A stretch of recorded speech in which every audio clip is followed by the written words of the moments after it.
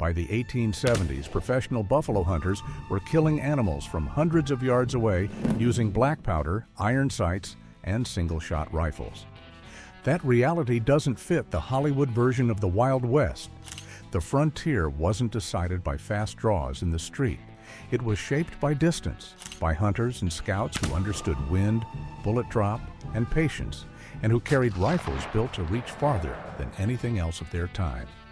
Army scouts worked ridgelines. Hide hunters lay prone on open plains. Survival often meant striking first, long before the other side ever got close. Today, we're counting down 15 long-range rifles that earned their place in the Wild West, not because they were fast, but because they could hit hard at distances revolvers and lever guns couldn't touch. Number 15, the Hawken Plains Rifle, the mountain man's reach. Before metallic cartridges and breech loaders reached the frontier, mountain men and long hunters trusted one rifle above all others, the Hawken.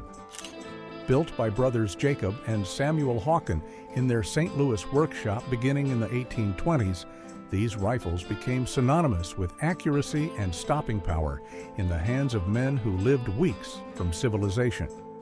Most Hawkens were chambered in heavy calibers like .54 or .58, firing massive round balls capable of dropping elk, bear, or buffalo. Thick, octagonal barrels and deep rifling gave them accuracy that smoothbore muskets couldn't approach. In skilled hands, hitting man-sized targets at 200 yards was achievable. Exceptional range for the early 19th century. Every shot was deliberate. Powder poured down the barrel, a patched ball rammed tight, a percussion cap set in place. Reloading could take close to a minute, but when the trigger broke, the shot mattered. For men alone in the wilderness, that mattered more than speed. The Hawkens' reputation was cemented by names like Kit Carson and Jim Bridger, who relied on them across the Rockies and on long scouting expeditions. For these men, the rifle represented confidence, the ability to feed a camp or stop a threat before it closed the distance. It wasn't perfect. Hawkens were heavy, slow to reload, and increasingly outdated once repeating rifles appeared in the 1860s. But for decades, the Hawken defined frontier accuracy, proving that precision mattered long before rapid fire ever did. And the next rifle would push that idea to a level that shocked even experienced marksmen. Number 14, the Whitworth rifle, precision that terrified armies. If the Hawken gave trappers confidence, the Whitworth rifle inspired fear. Designed in Britain by Sir Joseph Whitworth in the 1850s, it introduced a level of precision so advanced for its time that it stunned soldiers and marksmen alike. The Whitworth secret was its hexagonal bore. Instead of traditional rifling, the barrel twisted into a precise hexagonal shape that gripped specially formed bullets with exceptional consistency. The result was accuracy far beyond most mid-19th century rifles. During the American Civil War, Confederate sharpshooters armed with Whitworths, often fitted with early telescopic sights, recorded kills at extreme distances under ideal conditions, sometimes exceeding what opponents believed possible. After the war, a small number of Whitworths reached the frontier. Wealthy hunters and professional marksmen prized them for their ability to reach targets other rifles simply couldn't. On open plains or ridgelines, a Whitworth in expert hands could engage animals or enemies from distances where most rifles were ineffective. But that precision came at a cost. The rifle fouled quickly with black powder residue and demanded constant cleaning. Its specialized ammunition was expensive and difficult to obtain, and in the dust and grit of the West, it was far less forgiving than rugged American designs. Few frontiersmen could afford one, and fewer still could keep it running reliably. The Whitworth never reshaped the West by numbers. It reshaped expectations. It showed just how terrifying true precision could be, and hinted at the long-range potential future rifles would try to match. Number 13, the Springfield model. 1873 trapdoor, the soldier's workhorse with a fatal flaw. When the U.S. Army modernized after the Civil War, they chose economy over innovation. Rather than designing a new rifle from scratch, they converted existing muskets into breech loaders. The result was the Springfield trapdoor, named for the hinged breech block that flipped open to accept a metallic cartridge. Chambered in .45-70 government, the trapdoor fired a 405-grain lead bullet at roughly 1,300 feet per second. That gave it serious reach and stopping power. At 300 yards, hitting man-sized targets was routine. Skilled marksmen could still make effective hits well beyond that, a major leap from muzzle-loading muskets. The trapdoor allowed soldiers to fire, eject, reload, and fire again in seconds. The heavy .45-70 round hit hard enough to drop a horse or bring down large game, and for nearly 2 decades it served as the Army's standard rifle, carried across plains, deserts, and mountains. But its reputation was scarred at the Battle of the Little Bighorn in 1876. Some soldiers reported spent cartridge cases sticking in overheated chambers during sustained fire. Whether widespread or isolated, the association stuck, linking the trapdoor forever with one of the Army's most infamous defeats. Even so, the rifle endured. Surplus models found their way into civilian hands, where settlers and hunters valued the raw power of the .45-70. It kicked hard, bruised shoulders, and couldn't compete with repeaters for speed. But when it hit with authority. The trapdoor was a transitional rifle, modern compared to muskets, outdated almost as soon as repeaters arrived. And while soldiers carried it across the frontier, civilian hunters were already turning to something even more formidable. As we go through this list, keep track of which rifle surprised you most. We'll come back to it at the end. Number 12. The Sharps Model 1874, the marksman's workhorse. If any rifle came to symbolize long-range power on the frontier, it was the Sharps. Built with massive octagonal barrels, often over 30 inches long, and chambered in heavy calibers like .45-70, .45-90, and .50-90, the Sharps delivered accuracy and authority that few rifles could match. Its falling block action was simple and brutally strong. Drop the breech block, insert a cartridge, close the action, and fire. The heavy barrel dampened movement and recoil, giving skilled shooters the stability needed for accurate fire at long distances. Under ideal conditions, experienced marksmen could engage targets at ranges far beyond what most rifles of the era could manage. On the buffalo ranges of the 1870s, the Sharps became a professional's tool. Hide hunters relied on it to drop bison cleanly from a distance, often firing from prone positions while herds remained unaware.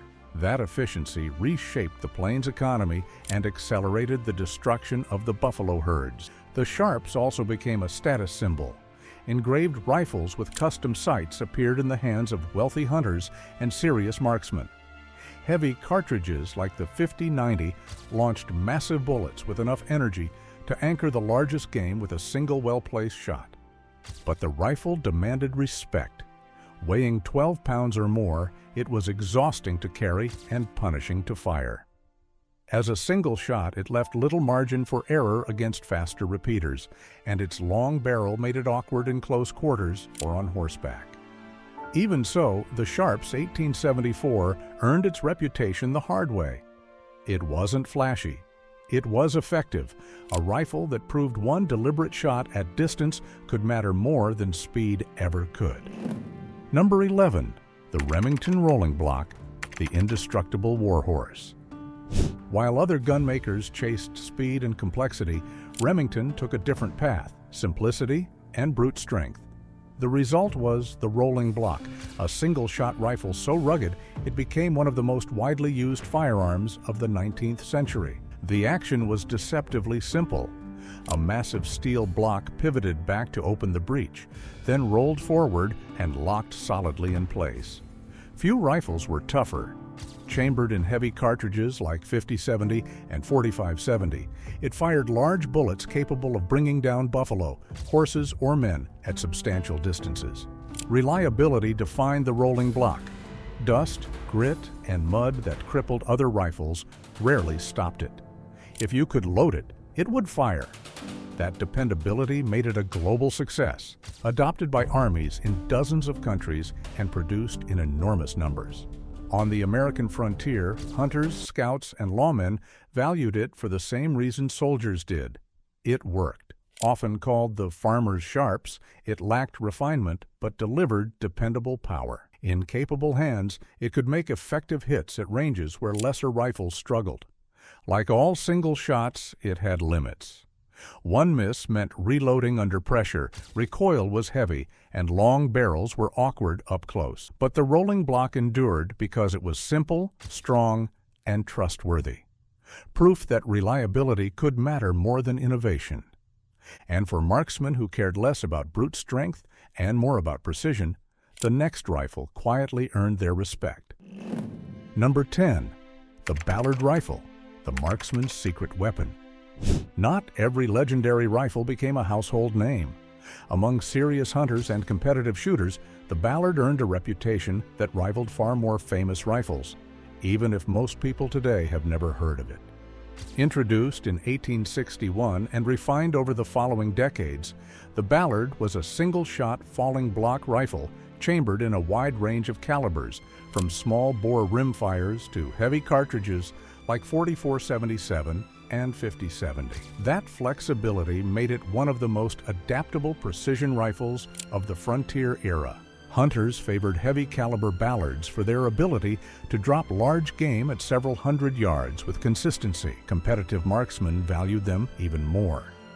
In late 19th century shooting matches, Ballards regularly performed at extreme distances under controlled conditions, earning a reputation for accuracy that few rifles could match. That performance came from careful design. Smooth actions, crisp triggers, and heavy, well-rifled barrels gave Ballards exceptional consistency. In skilled hands, they became rifles that hit where others missed, not through brute force, but through precision. Ballards were never mass-produced like Springfields or Winchesters. They were expensive, often seen as tools for serious marksmen rather than everyday settlers, which limited their spread across the frontier. Still, among those who knew rifles, the Ballard earned quiet respect. It became the rifleman's rifle, proof that accuracy, not fame, is what truly defines a great long-range weapon. Number 9. The Spencer, repeating rifle. Firepower that changed the equation.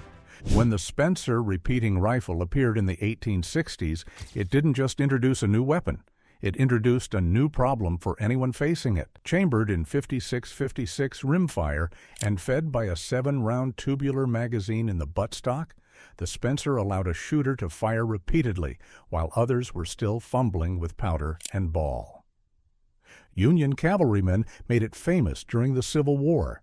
Soldiers armed with Spencers could fire sustained, aim shots while opponents struggled to manage a handful of rounds per minute. Abraham Lincoln famously test-fired one and immediately grasped its potential. After the war, thousands of surplus rifles followed veterans west. The 56-56 cartridge wasn't a powerhouse compared to later big-bore rounds, but it was effective within practical frontier distances. At a few hundred yards, a Spencer could still drop a man or horse, and more importantly, it could do it again and again. That sustained fire had a psychological effect few single-shot rifles could match. The design wasn't perfect. Rimfire ammunition was expensive and sometimes unreliable. Reloading the magazine was slow without Blakesley cartridge boxes, and against heavy 45-70 rifles, the Spencer lacked raw stopping power at extreme range. But the Spencer changed how fights unfolded. It wasn't the longest-range rifle on the frontier. It didn't need to be. It proved that reach combined with repeat fire could overwhelm opponents who never had time to close the distance. And while the Spencer redefined sustained fire, the next rifle would quietly refine long-range power itself. Number 8. The Peabody rifle, The forgotten innovator. Not every rifle that shaped the frontier became famous. The Peabody, patented in 1862 by Henry O. Peabody, rarely gets attention, but its design was years ahead of its time and helped bridge the gap between muskets and modern rifles. The Peabody was a single-shot breech loader chambered in hard-hitting cartridges like 50-70 and 45-70. Instead of muzzle loading, a shooter dropped a metallic cartridge into a tilting breech block, closed it, and fired. That system offered faster, more reliable aimed fire than percussion muskets, especially under field conditions. In capable hands, the Peabody delivered impressive reach and consistency for its era. Heavy bullets carried authority at distances where muzzle loaders struggled, making it effective for both military use and civilian hunting. While not designed as a specialist long-range target rifle, it could perform well beyond what earlier infantry arms allowed. Although the U.S. military adopted it only in limited numbers, the Peabody saw widespread international service, arming forces across Europe and North America. On the American frontier, surplus rifles filtered into civilian hands, where hunters and settlers valued their ruggedness and accuracy. The Peabody's greatest impact was influence. Its breech loading system directly inspired later rifles, like Britain's Martini Henry, helping accelerate the transition from musket to modern military rifle. It didn't dominate the West, but it quietly shaped the rifles that would. And the next step in that evolution would bring something entirely new to the frontier: bolt-action technology. Number 7. Early bolt-action rifles. The future arrives early. The frontier didn't just rely on 19th century technology. It caught brief glimpses of what was coming next. That shift appeared with early bolt-action rifles like the Remington Lee, among the first practical bolt-actions with detachable magazines to reach American shooters. Where single shots demanded careful reloads, the bolt-action introduced smooth, positive cycling and consistent chambering. The Lee action was built for military cartridges, offering strength and repeatability that appealed to trained marksmen. In the right hands, these rifles delivered dependable accuracy at long distances without sacrificing follow-up shots. The detachable box magazine, rare for the era, allowed shooters to carry preloaded magazines and return to aimed fire quickly. That mattered for scouts, militia units, and wealthy sportsmen who valued accuracy but didn't want to be locked into single-shot limitations. The rigid bolt and consistent lockup also made these rifles well-suited to aperture sights and early telescopes. They weren't perfect frontier rifles. Early bolt actions were more mechanically complex than single shots and demanded cleaner maintenance in dusty conditions. Magazines added logistical complications, and their advantages only showed when shooters had time and cover for deliberate fire. Still, these rifles pointed forward. They introduced the idea that long-range shooting could be both precise and repeatable, a concept that would dominate the next century of rifle design. And while bolt actions hinted at the future, the next rifle proved that even lever actions could be built to dominate the long-range game. If you're enjoying this kind of no-myth, fact-first Wild West history, you'll probably want to stick around. This is what we focus on here. Number 6. The Winchester Model, 1886. The heavy-caliber repeater that ruled the range. When hunters demanded a lever action capable of handling the heaviest cartridges of the day, John Browning delivered the Winchester Model, 1886. Built on a far stronger frame than earlier Winchesters, it was designed to chamber large-bore rounds like 45-70, ammunition previously reserved for single-shot buffalo rifles. The 1886 used a robust locking system and heavy receiver that tolerated higher pressures. Long barrels, often 26 to 32 inches, provided stability for accurate fire at extended distances. Loaded with heavy bullets, the rifle delivered energy comparable to big-bore single shots, allowing hunters to place confident shots on elk, bear, or bison, where lighter lever guns fell short. Professional guides and serious hunters valued the 1886 for one reason: follow-up shots. A mounted hunter could fire, cycle the lever, and be ready again before an animal reacted. That repeatability made long-range hunting more forgiving under pressure without abandoning power. The rifle had drawbacks. It was heavy, punishing to shoot with full power loads, and awkward on long pack trips. Ammunition was expensive, and compared to light, fast-handling Winchesters favored by ranchers, the 1886 was a specialist tool, but its impact was undeniable. The Winchester 1886 proved lever actions could stand toe-to-toe with single-shot rifles at long range, combining reach, power, and repeat fire in a way the frontier hadn't seen before. Number 5, the Winchester Model 1876, the big-bore lever that bridged two worlds. Before the Model 1886, Winchester made its first serious attempt to give lever actions true big-bore power. That rifle was the Model 1876, built to answer demands for Winchester speed with something closer to a buffalo rifle's punch. Chambered in cartridges like 45-75 Winchester and 50-95 Express, the 1876 delivered heavy bullets at respectable velocities for its era. Long barrels, often 26 to 32 inches, gave it the stability needed for accurate, hard-hitting shots at several hundred yards, well beyond what earlier lever guns could be trusted to do. Professional guides and hunters valued the 1876 because it offered a compromise that mattered on the frontier. A mounted hunter could fire, cycle the lever, and place a second shot quickly if needed, reducing the risk of a single miss far from help or supplies. That power came with trade-offs. To handle larger cartridges, the action was heavier and bulkier than standard Winchesters.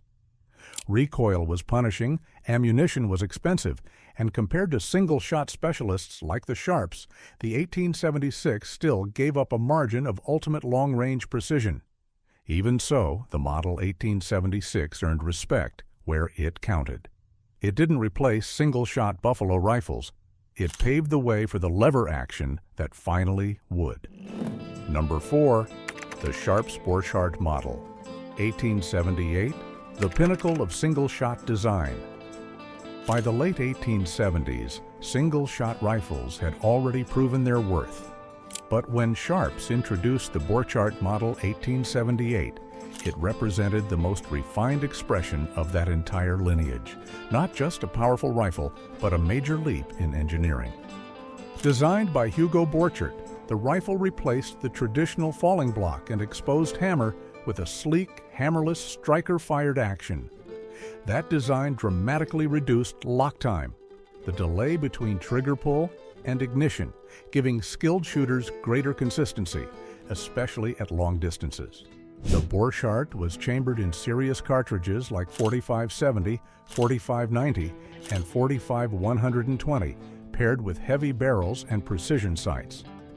In competition settings and under ideal conditions, experienced marksmen used Borchards to achieve exceptional accuracy at ranges that few rifles of the era could approach. That performance made the rifle a favorite among elite competitors and serious hunters who could afford it. But excellence came at a cost. The action was complex and expensive to manufacture, production numbers were limited, and the rifle's weight and recoil made it demanding to master. The Sharps-Borchardt didn't dominate the frontier through numbers or convenience. It earned its place through refinement. It represented the peak of single-shot rifle design, a rifle built not for speed or simplicity, but for shooters who demanded absolute precision. Number 3, the Sharps Big 50, the Buffalo Breaker. If the standard Sharps was the marksman's workhorse, the Big 50 was built for one brutal purpose: killing buffalo efficiently. Chambered in 50-90 Sharps, it fired massive 600-grain lead bullets driven by heavy black powder charges, delivering crushing energy on impact. For professional hide hunters of the 1870s, this rifle wasn't about elegance, it was about results. With heavy barrels often exceeding 30 inches, the Big 50 offered stability and consistency for deliberate shooting at distance. Hunters lay prone on the open plains, placing careful shots from hundreds of yards away, often dropping animals before herds fully understood what was happening. That efficiency fueled an industry. Sharps rifles, especially heavy calibers like the .50-90, became tools of large-scale hide hunting that reshaped the frontier economy and accelerated the near destruction of the American bison. The rifle wasn't legendary because of speed or finesse. It was feared because it worked. But the Big 50 demanded respect. Weighing 12 pounds or more, it was exhausting to carry and punishing to shoot. Recoil was severe, ammunition was heavy, and every shot required time and discipline. Against repeaters, it offered no forgiveness for mistakes. Still, for hunters who mastered it, the Sharps Big 50 represented raw frontier power at its extreme, a rifle built not for comfort or versatility, but for dominance in a narrow, unforgiving role. Number 2, the Creedmoor Sharps, precision at the edge of possibility. While hide hunters carried Sharps rifles onto the plains, competitive marksmen were pushing long-range accuracy to its absolute limits. Their weapon of choice was the Creedmoor Sharps, a class of custom-built rifles designed specifically for extreme distance competition. Named after the Creedmoor Rifle Range in New York, where international matches drew massive crowds in the 1870s, these rifles represented the peak of black powder precision. Built on Sharps actions and fitted with ultra-heavy barrels, they were chambered in carefully chosen cartridges like 4490 and 45100, selected for consistency rather than raw power. Creedmoor rifles were engineered for control. Tang-mounted vernier sights allowed fine elevation adjustments. Spirit levels and wind gauges helped shooters manage conditions. Stocks were shaped for prone shooting, locking competitors into stable firing positions for long strings of fire. Under match conditions, skilled shooters used these rifles to score hits at 1,000 yards and beyond, distances that demanded absolute discipline in wind reading, elevation, and timing. These weren't casual shots. They were the product of training, preparation, and rifles built with no compromises. A small number of Creedmoor-style rifles reached the frontier in the hands of wealthy sportsmen and professionals. But they were rare. Heavy, expensive, and specialized, they weren't everyday tools. What they proved, however, was undeniable. With the right rifle and the right shooter, black powder technology could reach farther and shoot more precisely than most people believed possible, a benchmark that wouldn't be surpassed for decades. Number 1. The Winchester Model 1894, the rifle that changed what long range meant. When it comes to long-range rifles of the Wild West, none had a broader impact than the Winchester Model 1894. Introduced at the very end of the frontier era, it didn't replace extreme-range rifles, it replaced them in everyday use.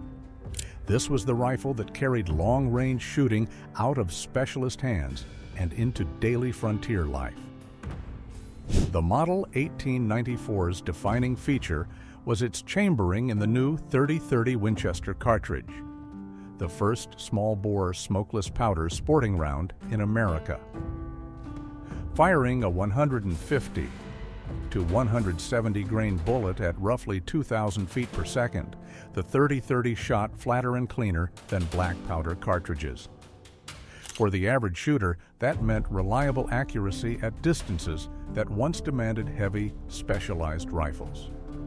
The rifle itself was light, well-balanced, and fast. With slim barrels and smooth lever-action cycling, it combined the handling of earlier Winchesters with the ballistic advantages of smokeless powder. Settlers, ranchers, and lawmen discovered it could take deer, bear, and even elk at ranges older lever guns struggled to manage, without the weight, recoil, or complexity of big single shots. Its adoption was massive. More than 7 million were eventually produced, and the Model 1894 became one of the most successful sporting rifles ever made.